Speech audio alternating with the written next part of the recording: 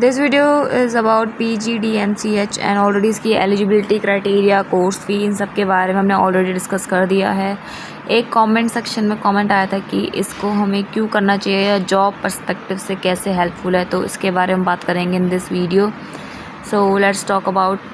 पहली बात तो गवर्नमेंट सेक्टर में मतलब जो भी स्टूडेंट MBBS कर चुका है बट उसके बाद ये सर्टिफिकेट प्रोग्राम ये वाला करता है फ्रॉम इग्नू, एंड इसका मतलब ये नहीं है कि वो स्पेशलिस्ट बन गया, बट या पॉसिबल रोल वो कहाँ किस सेक्टर में जा सकता है वो डिस्कस करेंगे। That is your government sector में मेडिकल ऑफिसर या फिर PHC medical officer, CHC medical officer, district maternal health programme या फिर नेशनल हेल्थ मिशन प्रोजेक्ट्स या reproductive and child health programmes. इन सब में ये सारी क्वालिफ़िकेशन मोस्टली देखी जाती है।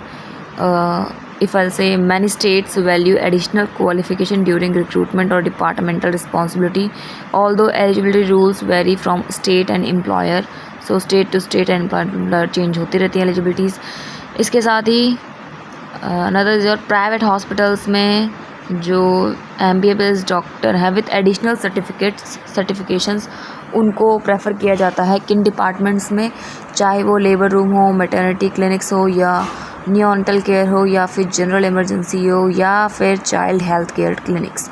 इसके अलावा NGOs और जो इंटरनेशनल ऑर्गेनाइजेशंस होती हैं उन किस टाइप के ऑर्गेनाइजेशन में वर्क कर सकते हैं, like maternal health, child nutrition, immunisation, rural health care, UNICEF supported programmes जो होते हैं या फिर WHO जो सपोर्टेड पब्लिक हेल्थ इनिशिएटिव्स होते हैं, उन सब में वो रिक्रूट करते हैं डॉक्टर्स को with maternal and child health experience वाले।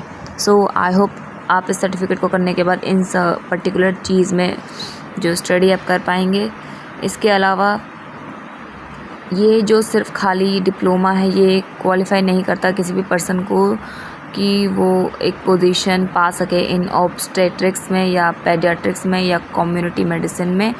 सिर्फ खाली उन रोल्स के लिए रिक्वायर MD, MS, DNB और अदर प्रिस्क्राइब क्वालिफिकेशन मैंडेटरी है। प्राइवेट प्रैक्टिसेस की बात करें जो मतलब खुद से करना चाहता है, अगर आप MBBS डॉक्टर हो और एक क्लिनिक रन कर रहे हो तो साथ में जो PGDMCH मतलब ये प्रोग्राम करने के बाद आपको क्या क्या हेल्प मिलेगी, मैनेज कर सकते हैं एंटेनेंटल पेशेंट्स मोर कॉन्फिडेंटली। इसके साथ काउंसिल कर सकते हैं प्रेग्नेंट वुमेन को and handle new born care more effectively. इसके साथ ही इम्प्रूव कर सकते हैं patient trust through additional trainings. So expected salary is already government medical officer की होती है 70,000 to 1.2 lakh per month, state पे डिपेंड करता है। इसके साथ ही प्राइवेट हॉस्पिटल्स की बात करें तो 50,000 से 1 lakh per month, and NGOs या पब्लिक हेल्थ प्रोजेक्ट्स की बात करें तो 60,000 से लेकर 1.5 लाख तक आप पर मंथ अप्रॉक्स इसकी रेंज है प्राइसेस की, मतलब सैलरी की। सो ये डिप्लोमा इटसेल्फ गारंटी नहीं देता कि सैलरी इंक्रीज़ होगी, बट आपकी स्ट्रेंथ जो आप स्किल्स इम्प्रूव करेंगे थ्रू दिस वो डिपेंड करता है। सो ये मिथ बड़ा सा जो है स्टूडेंट मान के चलते हैं कि इस प्रोग्राम को करने के बाद PGDMCH वाला ठीक है कि वो गायनेकोलॉजिस्ट बन जाएंगे, बट ऐसा नहीं है। टू बिकम ऑब्स्टेट्रिशियन या फिर गायनेकोलॉजिस्ट ठीक है, उनको क्या करना है, MD, MS, DNB करना पड़ता है इन ऑब्स्टेट्रिक्स में या फिर गायनेकोलॉजी में। इसके साथ ही जो पेडियाट्रिशियन होते हैं उनको MD या DNB करना पड़ता है इन पेडियाट्रिक।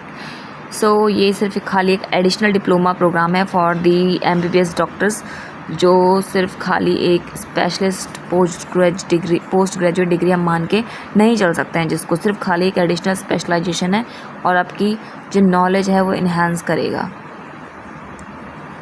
लिमिटेशन की बात करें तो ये रिप्लेस नहीं कर सकता किसी MD, MS या DNB पोस्ट को, प्लस कोई स्पेशलिस्ट रजिस्ट्रेशन नहीं है एंड कोई डायरेक्ट प्रमोशन भी नहीं है टू कंसल्टेंट, मतलब गायनेकोलॉजिस्ट या पेडियाट्रिशियन उस फील्ड में चला जाए डायरेक्ट एज अ कंसल्टेंट या फिर आपकी सैलरी इंक्रीज़ हो जाए ऑटोमेटिकली, ऐसा कुछ नहीं होने वाला।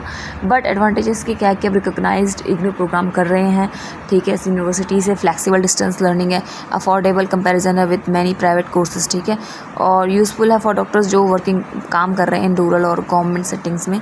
इसके अलावा इम्प्रूव करता है आपकी maternal and child health knowledge को एंड स्ट्रेंथ करता है आपके CV को फॉर MCH रिलेटेड रोल्स, जो कि मैंने ऑलरेडी ऊपर आपको एक्सप्लेन कर दी हैं। इसके अलावा ये प्रोग्राम किन के लिए सूटेबल है? जो MBBS doctor in government service या फिर रूरल मेडिकल ऑफिसर है या पीएससी या सीएससी डॉक्टर हैं। इसके अलावा डॉक्टर्स जो वर्किंग कर रहे हैं अंडर एनएचएम या फिर डॉक्टर्स जो प्लानिंग कर रहे हैं टू वर्क इन मैटरनल और child health programmes in future, या फिर जो एमबीबीएस ग्रेजुएट्स हैं देख रहे हैं स्ट्रक्चर ट्रेनिंग इन एमसीएच। इसके अलावा किसको नहीं ज्वाइन करना चाहिए? जो अगर किसी का गोल है कि वो अब गायनोकोलॉजिस्ट बन जाए या पेडियाट्रिशियन बन जाए या क्वालिफाई कर ले फॉर स्पेशलिस्ट कंसल्टेंट पोस्ट, तो आपको प्रिपेयर करनी पड़ेगी नीट पीजी की एंड परस्यू करना पड़ेगा एमडी एमएस या डीएनबी इंस्टेड ऑफ दैट। सो इसके अलावा आई होप आपको आइडिया लग गया होगा कैसे करना है, क्या करना है और इसकी क्या इंपॉर्टेंस है। So final conclusion is your कि ये वर्थ रहेगा फॉर द एमपीएस डॉक्टर जो कि स्ट्रॉन्ग करना चाहते हैं अपनी मैटरनल चाइल्ड हेल्थ स्किल्स को, स्पेशली इन गवर्नमेंट या रूरल या पब्लिक हेल्थ प्रैक्टिसेस में। इसके अलावा ये कोई शॉर्टकट नहीं है to become a specialist status, but it can add a meaningful clinical knowledge and enhance your eligibility as well for your MCH focus responsibilities and programmes. So I hope ये video आपके काम आई होगी and जितना हो सके मैंने short summary दे दी है। So it will definitely add the skills and CV पे अच्छा इम्पैक्ट आएगा, बट या जो एक प्रोसेस होता है, जो डिग्री होती है वो आपको प्रॉपरली करनी होती है to get the particular that position. So best of luck and all the best. I hope ये वीडियो आपके काम आई होगी। इसके अलावा और कोई क्वेरी हो यू मे आस्क एंड आप कर सकते हैं इग्नू से अगर आपको ये सूटेबल लगेगा। मैंने बता दिया कि इनको नहीं करना चाहिए और किनको करना चाहिए और कैसे ये एड ऑन करेगा skills in your life. All the best. और हाँ, चैनल को सब्सक्राइब करना ना भूलें।